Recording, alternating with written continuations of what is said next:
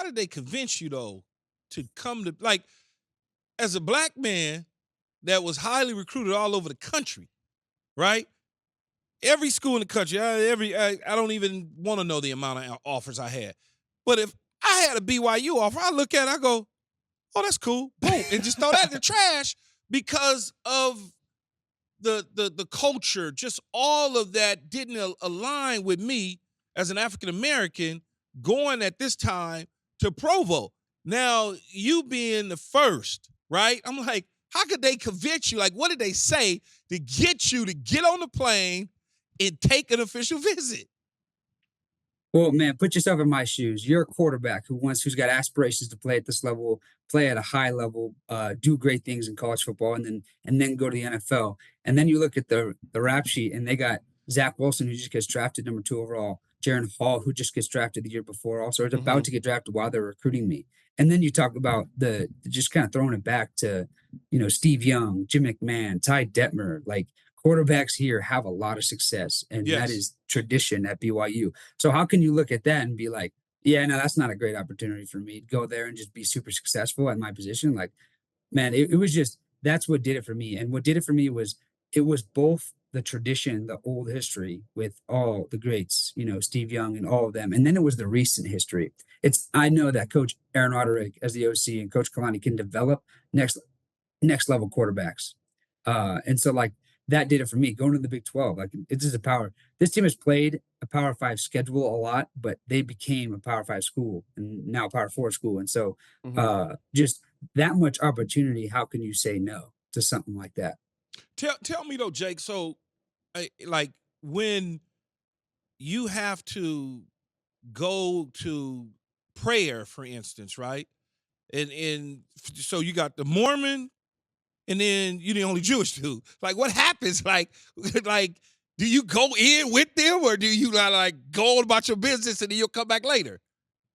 Well, it's funny you say that because like growing up in youth sports, there's still a bunch of prayers before games and stuff like that. And like me and my brother, like weren't sure always what to do. We'd walk away and kind of do our own thing. And my earliest remember of that is like youth football. Like the whole team kind of gathered in the front of the end zone, and I kind of gathered at the goalpost in the back of the end zone and did my own thing. And here it's not like possible to be honest with you, because being faith based, that prayer is involved with everything. Like we have prayer before team meetings, we have prayer before like games and after games in the locker room.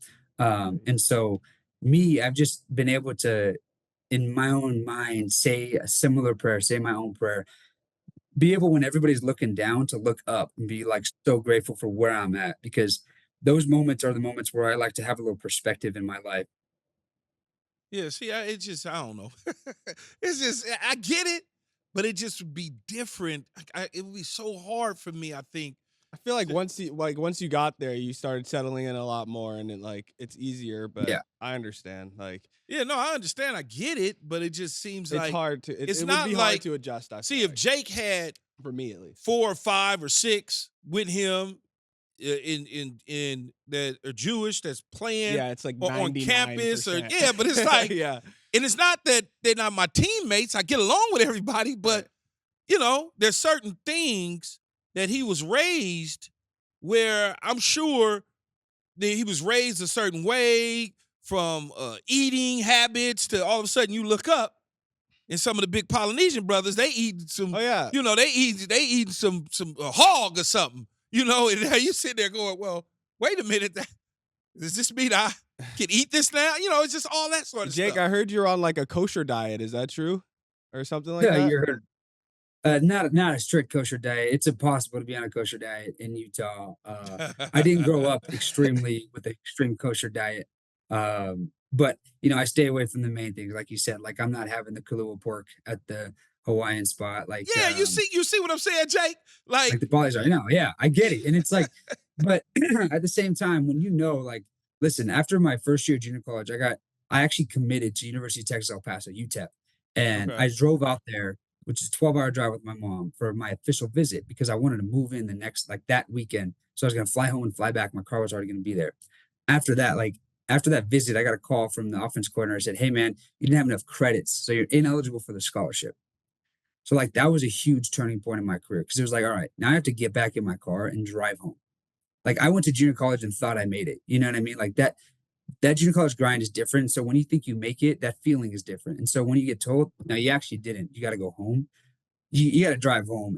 And so through all of that, through all the hardship like that, to be where I'm at now, how do I not, give glory and give thanks to the person looking out for me, the guy looking out for me, you know what I mean? And so knowing that, it's easy to be like, nah, I'm okay. I don't need any bacon on my, chicken sandwich. You know what I mean? It's not hard. Like when, like you sure, like maybe it tastes better, but I doubt it does. Like it's so touch. so far. It's So so far. so much better. So far. Yeah. But hey, it's like once you just put that into perspective, like listen, like I'm here for a reason. Like, and it's God's hand that put me where I'm at. Like being at BYU was not an accident.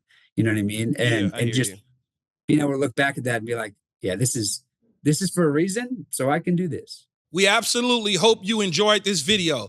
If you want more from us, hit that subscribe button for all videos, full episodes, and exclusive content from the show. And don't forget to find All Facts, No Breaks on Apple, Spotify, or wherever you get your podcasts.